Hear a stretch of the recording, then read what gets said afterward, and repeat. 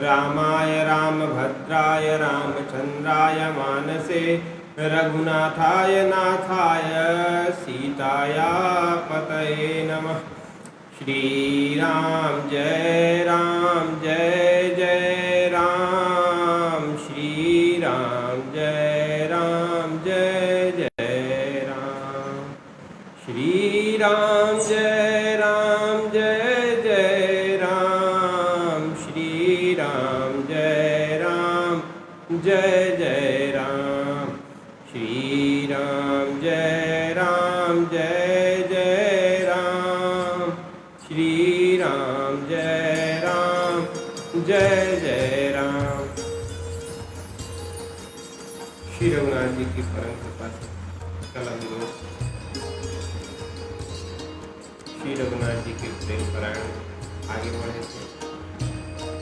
पुनः एक बार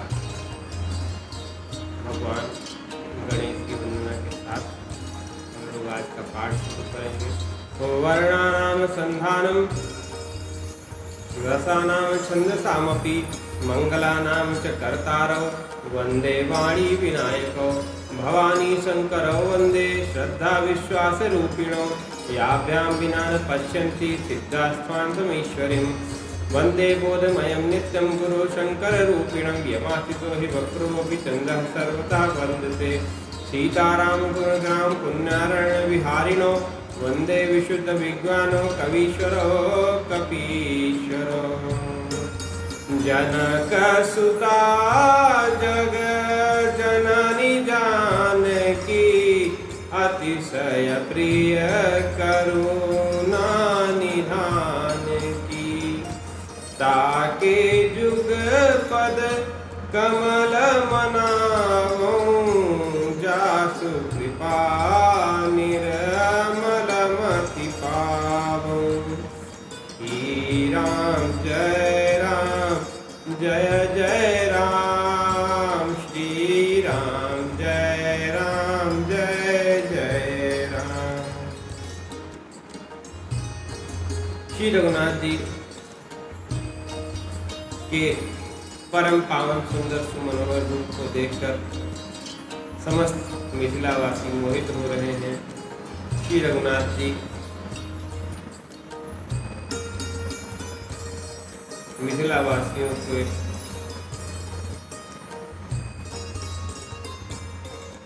भाग्य को संवारने के लिए लक्ष्मण भैया के साथ जनकपुरी देखने निकले हैं और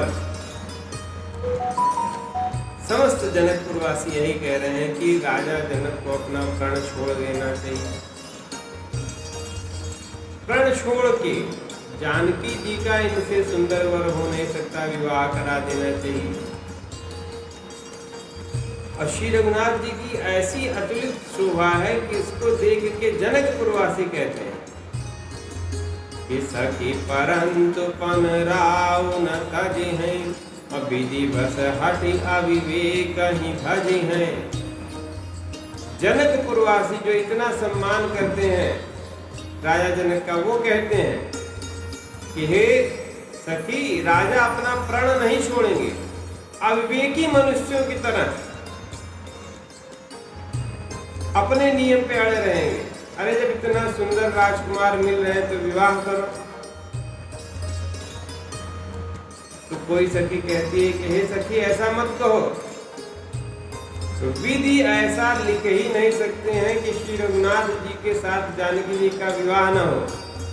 जो विधि बस अस बनय संजोगु तब कृत कृत्य हो ही सब लोगु।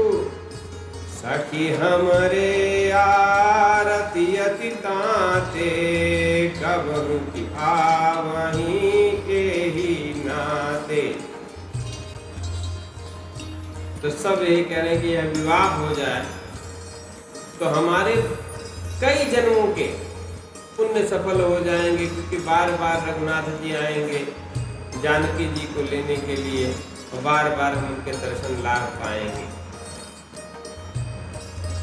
सारी सखियां आपस में चर्चा करती हैं कि सखी, लेकिन वो धनुष इतना कमजोर नहीं है। इतने सुकुमार सांवले राजकुमार उस धनुष को उठा पाएंगे क्या, जिसको रावण नहीं उठा पाया, सहस्त्रबाहु नहीं उठा पाया, कि सुकुमार वय के 13-14 साल के किशोर उठा पाएंगे?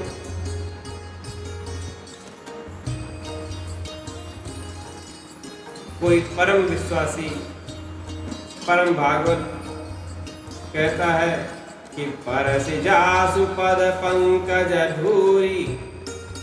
अरे सखी, क्यों भूल जाती हो?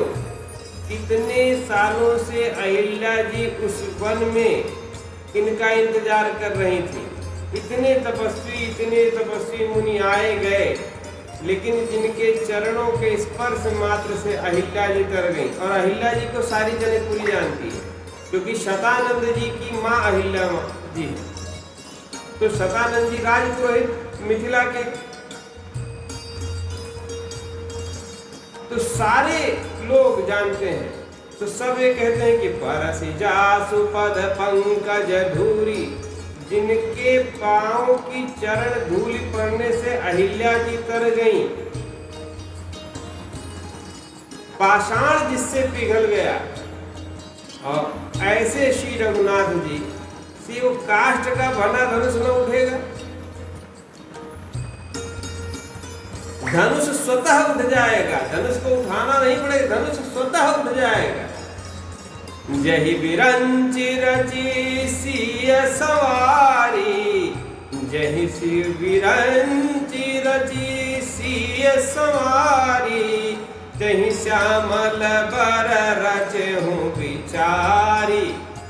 सखियां कहती हैं कि हे सखी, तुम्हें देखना, जिन्होंने सुंदर श्री जानकी जी का सुंदर वेश बनाया है, उन्होंने ही सांवला वर भी बना रखा है।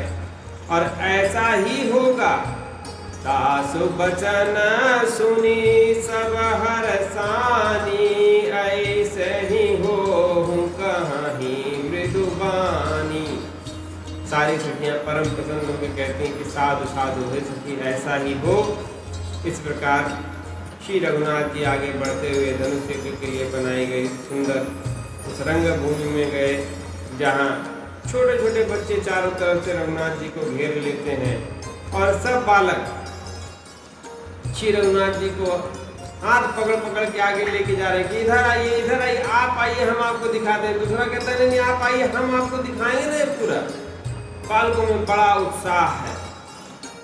सब एक एक जगह बताना चाहते हैं कि यहाँ कौन बैठेगा, कितना सुंदर धनुष है, कि कैसे होना है। सब श्री रघुनाथ जी को बता रहे हैं। पूर्व बालक कहीं कहीं मृदु बचना, सादर प्रभु ही दिखा वही रचना।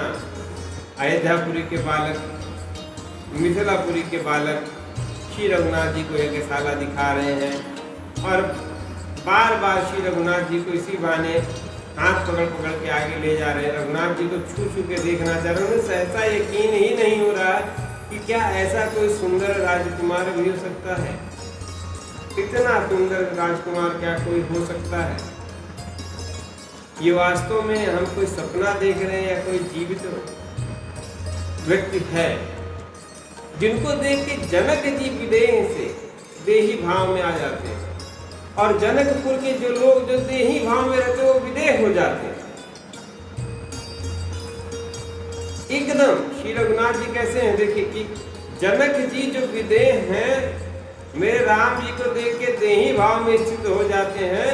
और जनकपुर की जो जनता है, कि मिथिला के जो लोग हैं, ये सब देही भाव में रहने वाले, ये रघुनाथ जी को देख के विदेह हो जा रहे हैं, देह की सुध बुध भूल जा रहे हैं, काम धंधा सब लड़किया बच्चा घर परिवार सब भूल गए। मात्र रघुनाथ जी को, बच्चे बच्चे रघुनाथ जी के हाथ छूना चाह रहे हैं, बार बार देखना चाह रहे हैं कि ये हम सपना तो नहीं देख रहे।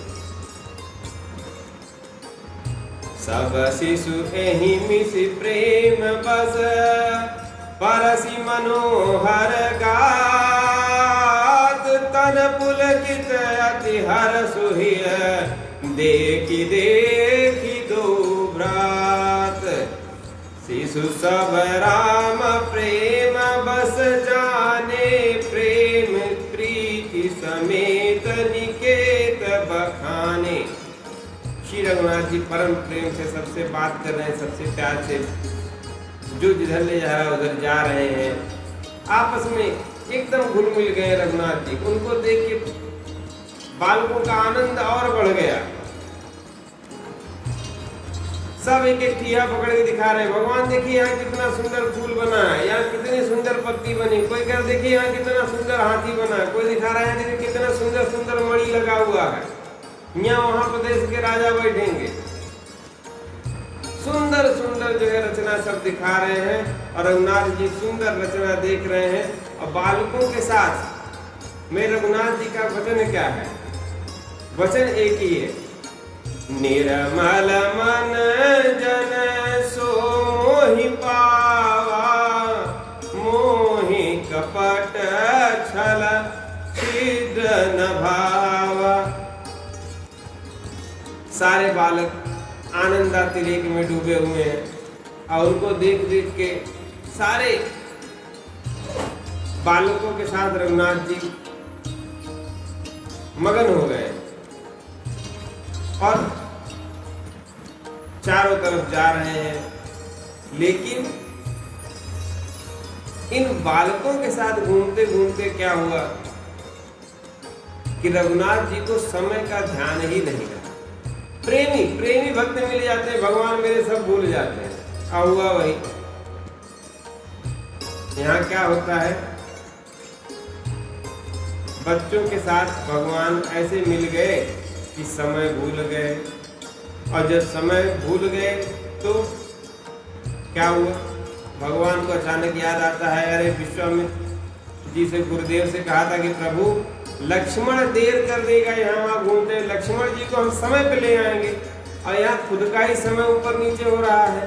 भगत हेतु सोई दीन दयाला, चित्रवत चकित धनुष मखसाला। एक भी बच्चे का दिल न टूट जाए, जो जितना दिखाना चाहे भगवान ने देखा।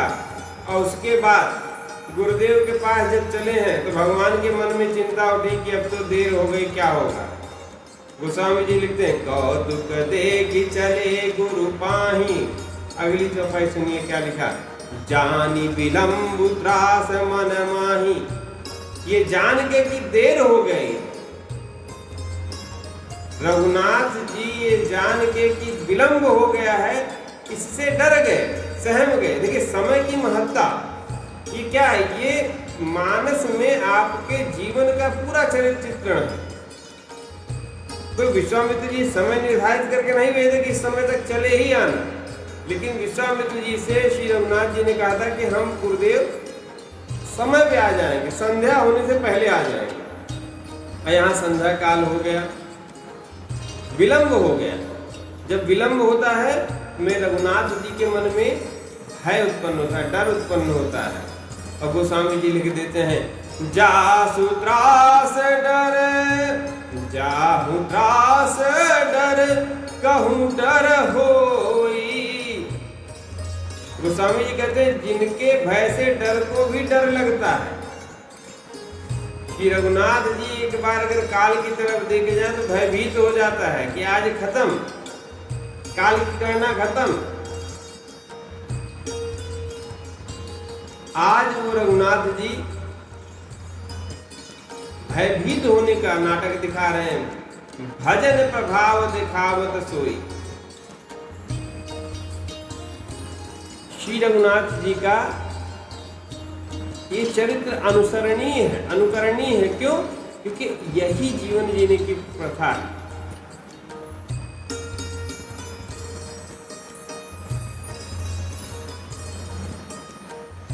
भगवान संकोच के साथ गुरुदेव के पास पहुंचते हैं और गोस्वामी जी लिखते हैं, देखिए सुंदर शब्द, सभय सप्रेम विनीत अति। सभय भय सहित, सप्रेम प्रेम सहित। ऐसा नहीं लिखा कि अरे ठीक है विश्वामित्र जी को तो पिताजी ने भेजा था धनुष उनके यज्ञ की रक्षा करने के लिए, तो हमने यज्ञ की रक्षा कर लिया, तो यहाँ घूमने टहलने चाहे कितना घूमे। अनुशासन, अनुशासन क्यों आवश्यक है हमारे आज के युवाओं में? अनुशासन क्यों नहीं? अनुशासन इस कारण नहीं क्योंकि हम अपनी जड़ों से ही कट गए। तो अनुशासन आवश्यक है। मैं रघुनाथ जी का अनुशासन देखिए, सभय सप्रेम विनीत अति सकुच सहित दो भाई, अकुर पद पंकज नाय सिर, बैठे आयस उपाय। आते हैं तो पहले विश्वामित्र जी के चरणों में शरण नवाते हैं, और फिर गोस्वामी जी ने ऐसा नहीं लिखा कि गुरुपद पंकज नाय सिर, बैठ गए गुरु पाए, ये नहीं लिखा कि सिर नवा के गुरु जी बगल में बैठ गए ना, बैठे आयस उपाय।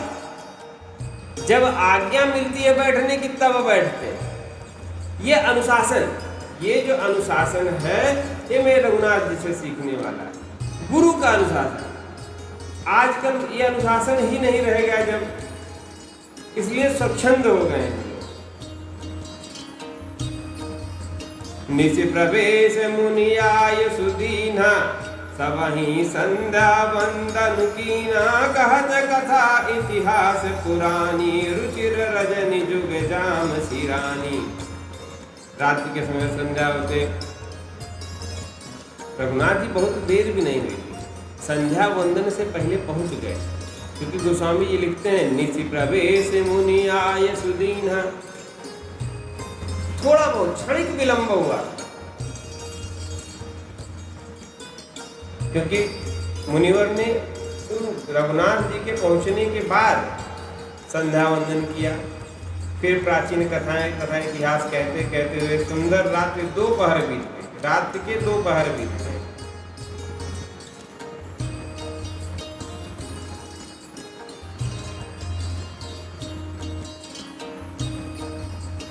मुनिवर शयन कीन तब जाई, लगे चरण चापन दोई भाई। अब ऐसे समझिए रात्रि में कुल 4 पहर, 4 पहर में 2 पहर बीत गए, तब मुनिवर ने शयन किया। और फिर रघुनाथ जी मुनिवर के चरण दबा रहे हैं। मुनिवर शयन कीन तब जाई, लगे चरण चापन दो भाई, जिनके चरण सरोरुह लागी, करत विविध जप जोग विरागी, ते दो बंद प्रेम जनु जीते, गुरुपद कमल पलोटत बीते। प्रेम से श्री रघुनाथ जी विश्वामित्र जी के चरण दबा रहे हैं, और विश्वामित्र जी आज गुरु के पद पे हैं, इसलिए श्री रघुनाथ जी विश्वामित्र जी का पैर दबाते हैं, चरण कमल दबा रहे हैं। और मुनिवर बार बार कह रहे हैं कि हे रघुवर, अब आप जाके विश्राम करें। लेकिन रघुनाथ जी अपनी सेवा पूर्ण करने के बाद वहां से उठते हैं।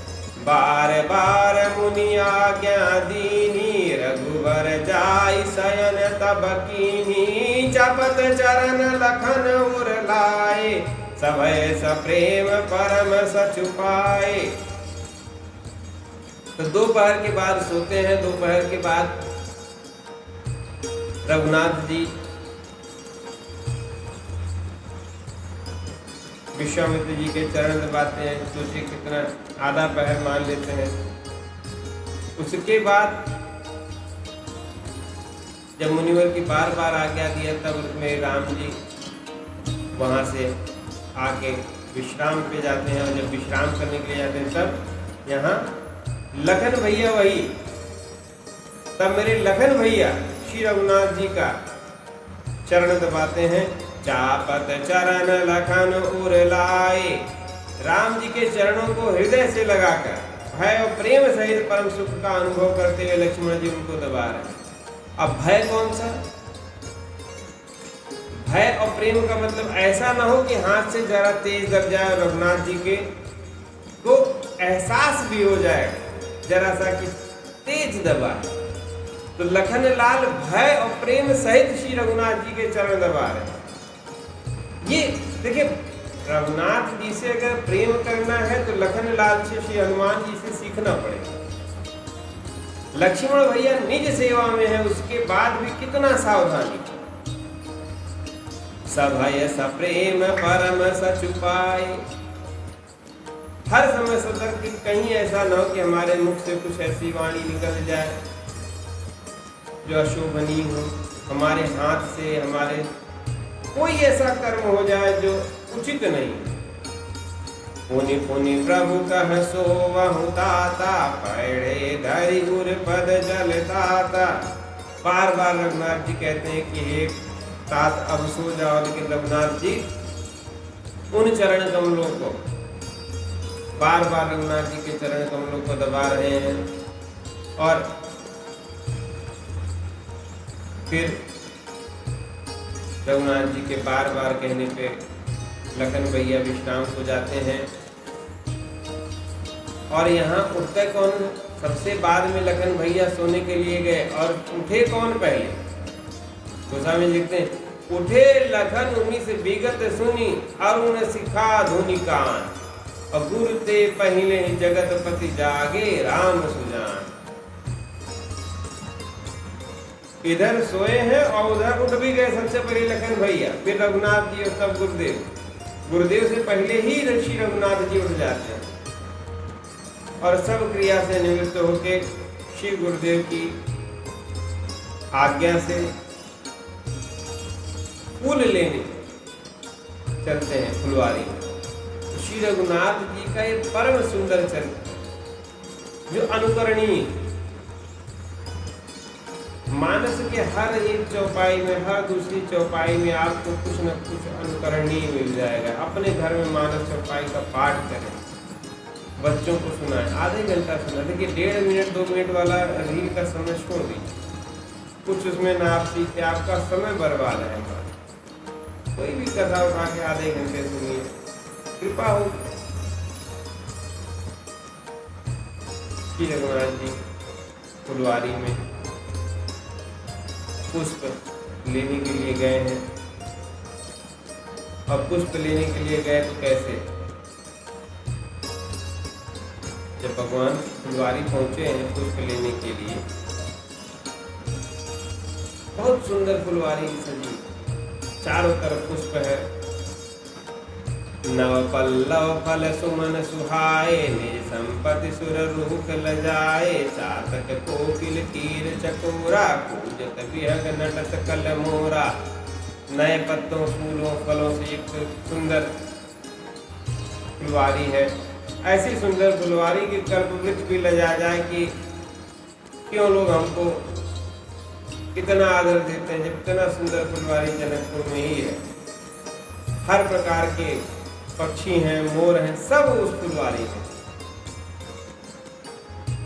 सुंदर सुहावना सरोवर बीचों बीच में स्थित है, जिसकी सीढ़ियों पे विचित्र मणियां लगी हुई, क्योंकि मेरी माँ जानकी प्रतिदिन आती है इस फुलवारी में। ये माँ जानकी की फुलवारी, माँ जानकी ने ही सजाया है। इस फुलवारी में किसी का प्रवेश तब तक नहीं हो सकता जब तक माँ जानकी की आज्ञा न हो। बहुत नियम है इस फुलवारी का।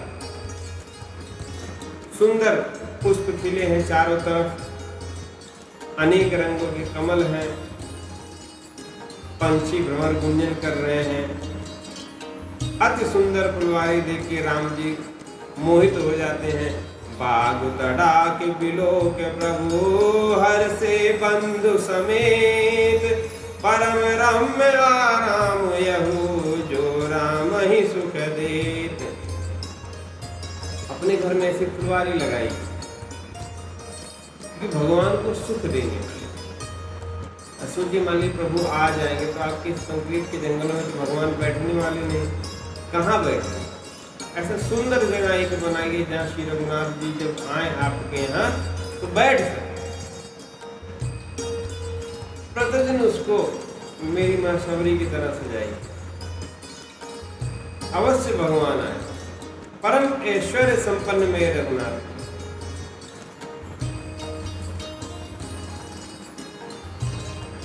नियम कितना मेरे प्रभु मानते हैं। देखिए इतनी सुंदर फुलवारी।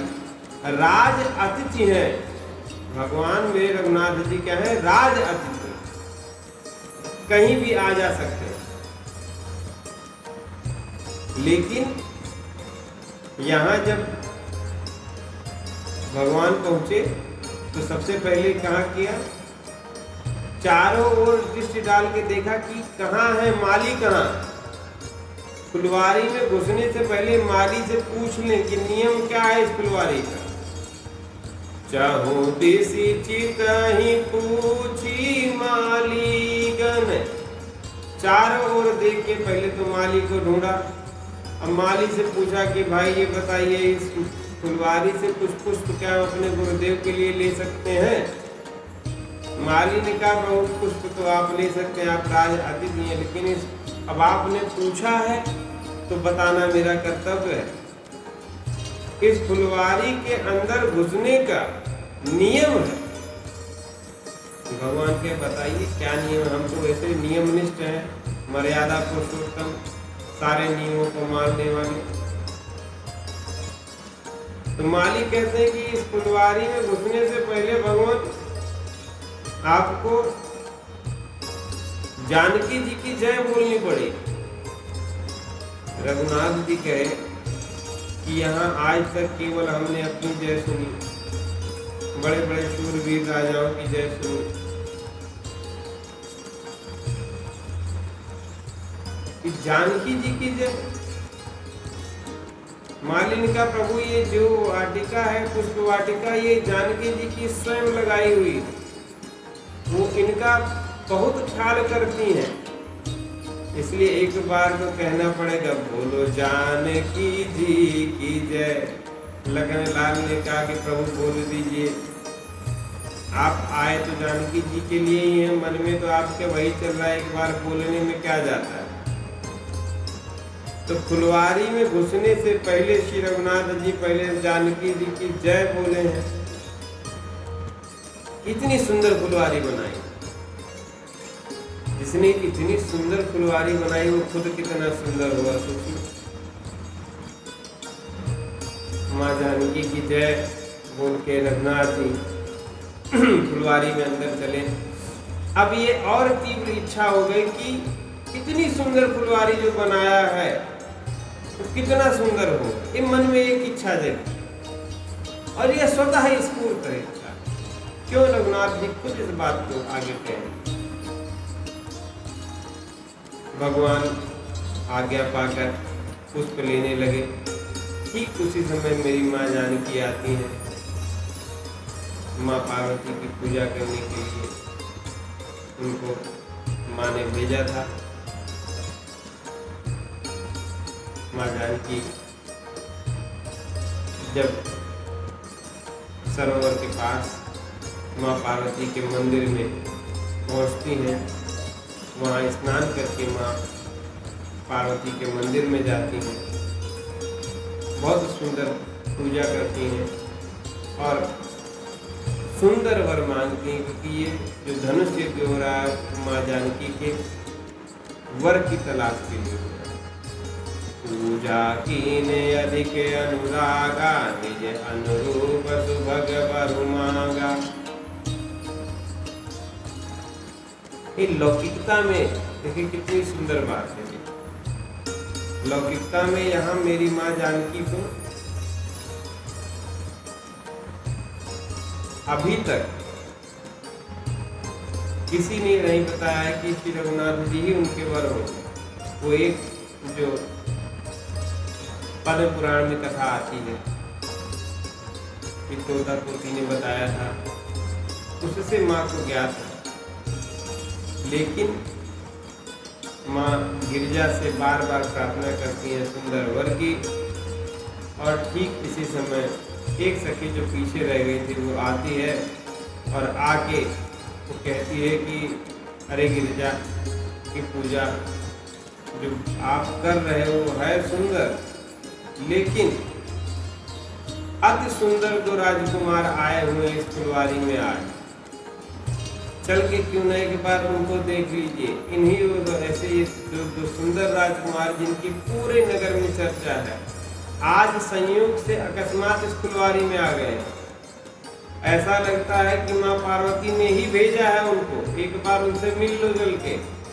एक सखी सिय संग बिहाई, गई रखी देखन फुलवारी, तेहि दो बंधु बिलो के जाई, प्रेम विवश सीता पही आई। तासुदका देखी सखिन पुलक गात जलु नैन, कहूँ कारण निज हरस कर, पूछहि सब मृदु गैन। सारी सखियाँ पूछते कि सखी इतना प्रसन्न क्यों रही, क्या कारण है। तब वो सखी कहती है कि आज हमने अब इतनी प्रिय वस्तु देखी, इतनी सुंदर राजकुमार को देखा है जो हमारी किशोरी जी के लायक है।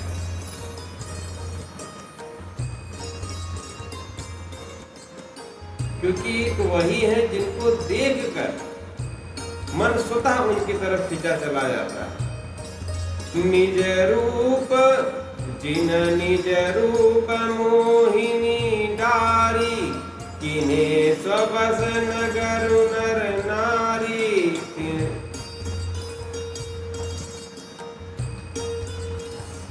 बरनत सब जह जह सब लोगु, आवस देखी हैं देखन जोगु। इस प्रकार बार बार श्री रघुनाथ जी की उसने प्रशंसा की।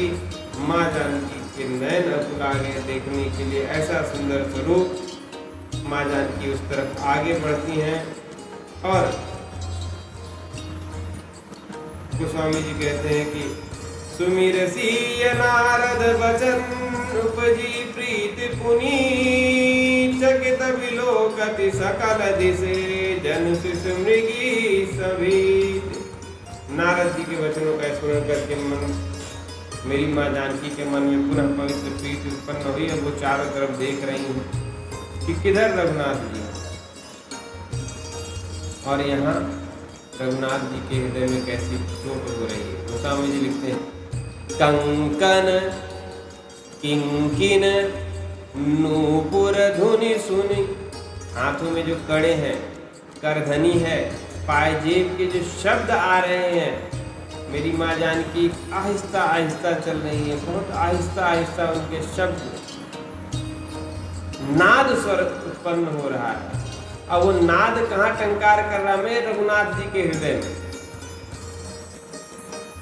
कंकन किंकिन नूपुर धुनि सुनि, कहत लखन सन राम हृदय गुनि। बार बार जो माँ जानकी के कंकन की मधुर आवाज है मेरे रघुनाथ जी के हृदय के तार को झंकृत कर देती है। और मेरे रघुनाथ जी लखन भैया से कहते हैं कि हे लखन, मानो ऐसी ध्वनि आ रही है कि आज कामदेव विजय की हुंकार करके चला है। मानहु मदन दुंदुभि दीनी, मनसा विश्व विजय कह कीनी। सोचिए, कामदेव अपनी सारी सामर्थ्य लगा के जैसी ध्वनि उत्पन्न कर सकता है जिससे विश्व विमोहित हो जाए, वो मेरी माँ जानकी के कंकन की एक खनखन से है।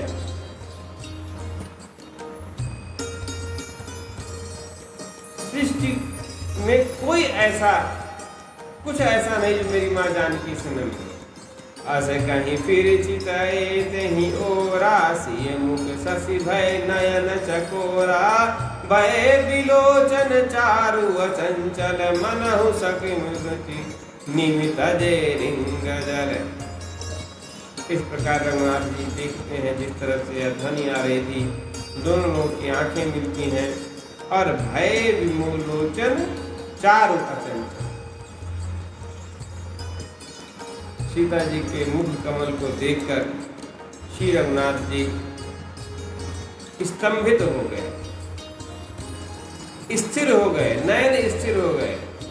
आज कुछ ऐसा दिखा है जिसको मैं रघुनाथ जी ने पहली बार देखा है। स्तंभित होकर रघुनाथ जी देखते हैं, देखिसी शोभा सुख पावा, हृदय सराहत बचन न आवा। जनु विरंचि सम निज निपुनाई, विरति विश्व कह प्रगति दिखाई। गोस्वामी जी लिखते हैं, मेरी माँ जानकी की शोभा कैसी है। सुंदरता कहूँ सुंदर करही, छवि गृह दीप शिखा जनु बरही। इससे पहले लोग ये जानते थे कि सुंदर कुछ वस्तु होती है, सुंदर कुछ बहुत सुंदर चीज होती होगी जिसके लिए सुंदर शब्द का इस्तेमाल किया जाता है। लेकिन सुंदर शब्द की वास्तविक परिभाषा जीवंत प्रतिमान मूर्ति के रूप में मेरी माँ जानकी जी ने सुंदरता शब्द को विभूषित किया है। सब उपमा कवि रहे जुठारी, कहीं पट तरहु विदेह कुमारी। बार बार गोस्वामी जी बहुत सोचते फिर कहते हैं कि माँ जानकी को उपमा देने के लिए मेरे पास शब्द नहीं, कोई शब्द नहीं। यहाँ बार बार रघुनाथ जी जब माँ जानकी को देखते हैं तब लखन लाल से कहते हैं कि तात जनक तनया होई धनुष यज्ञ। धनुष के जिसके कारण होगा, धनुष यज्ञ यही कारण है।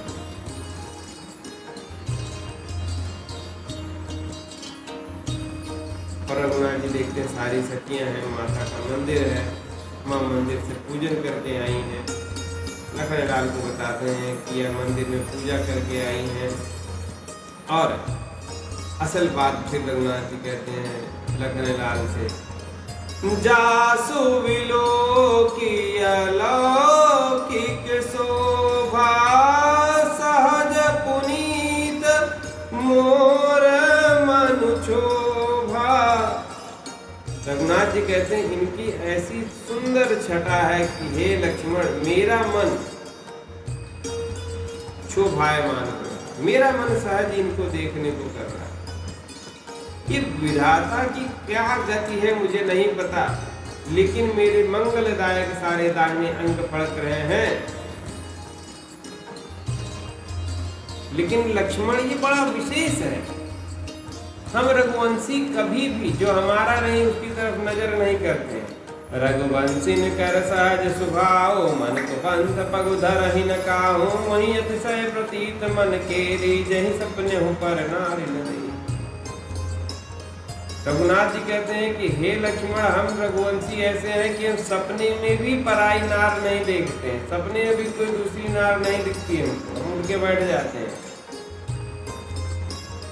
साक्षात सामने से तो किसी स्त्री को हमने देखा ही नहीं,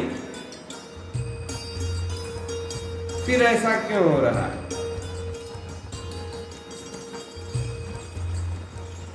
बार बार लक्ष्मण भैया से रघुनाथ जी कहते हैं कि लक्ष्मण, ये ऐसा क्यों है कि मेरा मन बार बार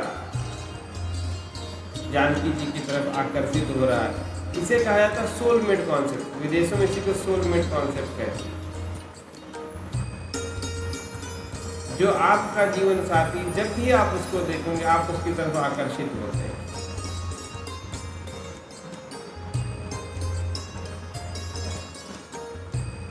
श्री रघुनाथ जी कितना देर तक मेरी माँ जानकी को देखते हैं कि गोस्वामी जी कहते हैं थके नयन रघुपति।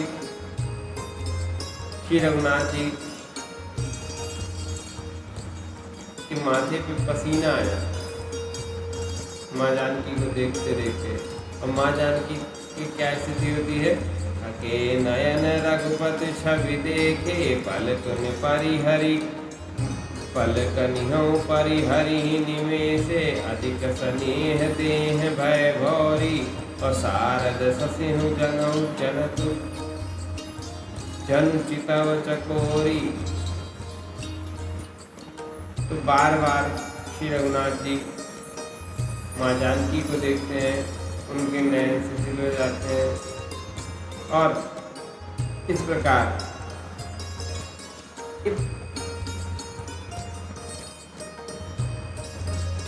पुष्प वाटिका का जो प्रसंग है इसको यहीं आज यहीं से पुनः चर्चा करेंगे। पुष्प वाटिका में रघुनाथ जी मेरी माँ जानकी एक दूसरे को देख रहे हैं, एक चौपाई से ही विराम करते हैं, क्योंकि बड़ी विशेष चौपाई पूरे मानस में कहीं श्री रघुनाथ जी श्रमित नहीं, केवल यही एक चौपाई है जहाँ मेरे रघुनाथ जी के माथे पे पसीना आ गया, श्रमित हो गए। भाल तिलक श्रम बिंदु सुहाए, श्रवण सुभग भूषण छवि छाए। श्री रघुनाथ जी की सुंदरता का बखान करते हुए गोस्वामी जी यहाँ लिखते हैं कि माथे पर तिलक और पसीने की बूंदें सुहाए। कल रघुनाथ जी की सुंदरता और किस प्रकार फुलवारी का पूर्ण प्रसंग पर चर्चा करेंगे। आज की कथा में ही विराम देते हैं। मेरी माँ जानकी और रघुनाथ जी को एक दूसरे के साथ फुलवारी में समय बिताने देते हैं। प्रेम से बोलिए रामाय रामभद्राय रामचंद्राय मानसे रघुनाथाय नाथाय सीताया पतये नमः। श्री राम जय